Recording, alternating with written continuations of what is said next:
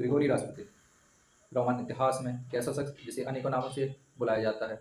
कोई इसे शराबी, कोई पागल, कोई फकीर, कोई शैतानी शक्तियों का मालिक, तो कोई इसे संत कहता है।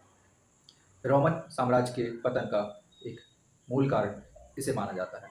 जानेंगे विस्तार से, तो वीडियो को पूरी देखिएगा और ग्रिगोरी रास्पुतिन की संपूर्ण जानकारी इस वीडियो के माध्यम से हम आपको पहुंचाएंगे। ग्रिगोरी रास्पुतिन का जन्म एक साइबेरिया में एक किसान परिवार के घर जनवरी 1869 को हुआ था।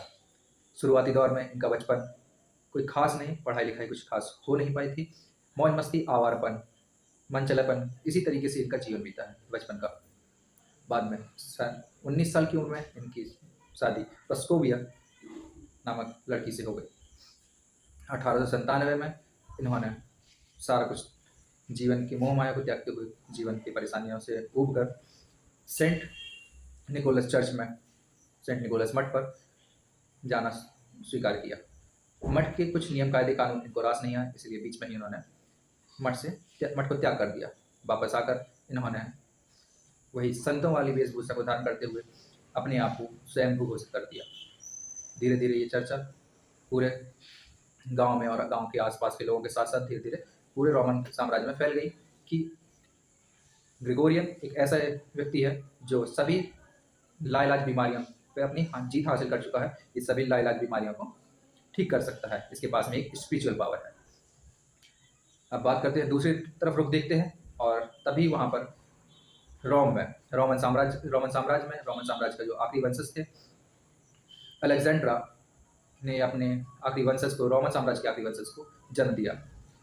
पर बाद में कुछ समय बाद पता चलता है कि एलेक्सी जो उनका वंशज था उसको एक लाइलाज बीमारी है जिसका नाम है हीमोफीलिया। हीमोफीलिया इस तरीके की बीमारी होती है जिसमें खून का थक्का नहीं जमता है। अगर कहीं चोट लग जाती है तो खून रुकना बंद नहीं होगा और खून नहीं रुकने के कारण मृत्यु हो सकती है। इस सबसे परेशान होकर इन्होंने काफ़ी ज़्यादा जगह इलाज करवाने की कोशिश की, परंतु कहीं भी ये संभव नहीं होगा।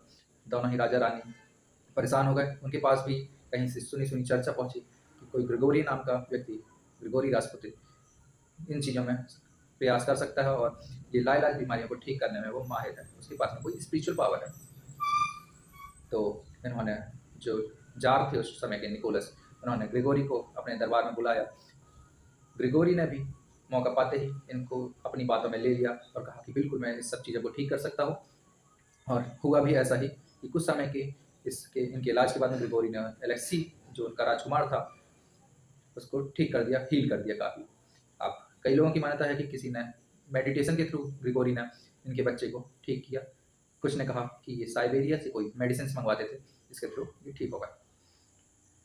परंतु जाते जाते 6 महीने के इलाज के बाद में जाते जाते ग्रिगोरी ने कहा कि जब तक मैं इलाज करूंगा तब तक तो ये ठीक है, हो सकता है कि बाद में भी इनको ये समस्या आ सके। जिसके कारण अलेक्जेंड्रा जो कि रोमन साम्राज्य की रानी थी, उन्होंने कहा कि नहीं, आप यहीं रुकिए, आप इसी रोमन साम्राज्य का हिस्सा बनिए और हमारे पुत्र का ध्यान रखिए। ये उनका इसलिए कहना था क्योंकि अलेक्जेंड्रा काले जादू वगैरह की शक्तियों पर ज़्यादा विश्वास रखती थी और ग्रिगोरी इन सब कमजोरियों को समझ चुका था। ग्रिगोरी ने इनको अपने वश में कर लिया, अपनी बातों के जाल में फंसा लिया और उनको रोमन साम्राज्य का धीरे धीरे प्रभावी व्यक्ति बन गया। ये बातें रोमन साम्राज्य के जो अन्य मंत्रिपरिषद थी, राजवंश के अन्य परिवार के लोग थे, ये बात इनको रास नहीं आ रही थी कि ग्रिगोरी धीरे धीरे जो राज परिवार के मुख्य है, सम्राट और रानी का खास व्यक्ति है। इस तरीके से हाल हो गया था कि प्रशासनिक कार्य में भी इसकी दखलंदाजी बढ़ने लगी, प्रभावशील हो गया, जो कि बिल्कुल भी मंत्रिपरिषद के लोगों को पसंद नहीं आ रहे थे। अंततः हाल ये हुआ कि ग्रिगोरी को मंत्रियों के द्वारा, राज परिवार के अन्य सदस्यों के द्वारा इसको मारने की, मृत्यु करने की कोशिश की जाने लगी। तभी एक बात सामने आती है, कई लोगों ने इस पर प्रयास किए मृत्यु के, इसको मारने के, परंतु वह हर बार बच जाता था।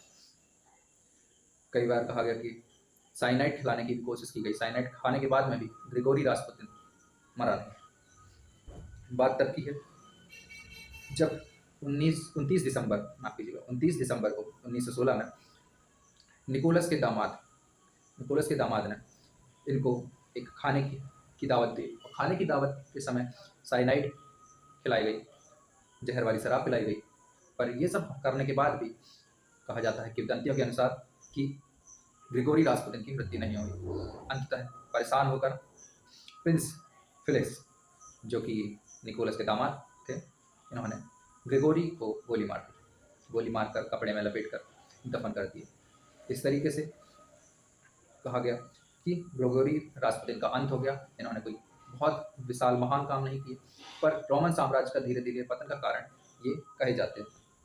इन्हें इसीलिए साइनाइड खाने के बाद ना मरने वाला संत भी कहते हैं। इस तरीके से ये कहानी थी ग्रेगोरी रास्पुटिन के बारे में। आगे भी कई और लोगों की बायोग्राफी, किसी और लोगों का जीवन परिचय हम लेकर आएंगे अपनी इस वीडियो में। धन्यवाद।